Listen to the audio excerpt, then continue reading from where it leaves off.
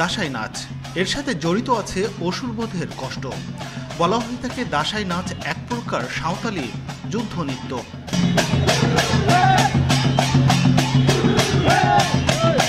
এই নাচ ভারতের পশ্চিমবঙ্গের পুরুলিয়া, বাঁকুড়িয়া, পশ্চিমবঙ্গের মেদিনীপুর, বীরভূম, বর্ধমান, ঝাড়খণ্ড, রামগড় সহ বেশ কিছু জেলায় বেশ জনপ্রিয়।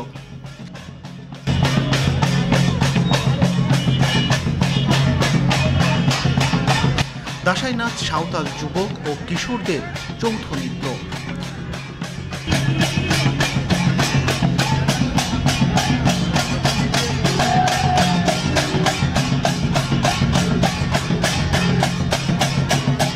নৃত্যশিল্পীরা গেঞ্জি বা জামা পরে অথবা ধুতি পরে মাথায় লম্বা কাপড় বেঁধে নৃত্য করে। কখনো ময়ূরের পালক, কখনো বা মাথায় ফুল গুজে নৃত্য করে।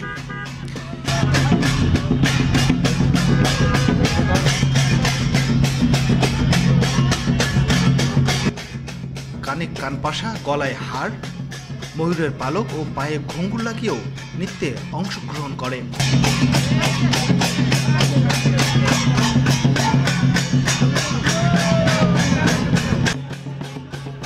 ঢোল, মাদল, তামাশার তালে তালে মুখরিত করে তোলে পুরো আসর।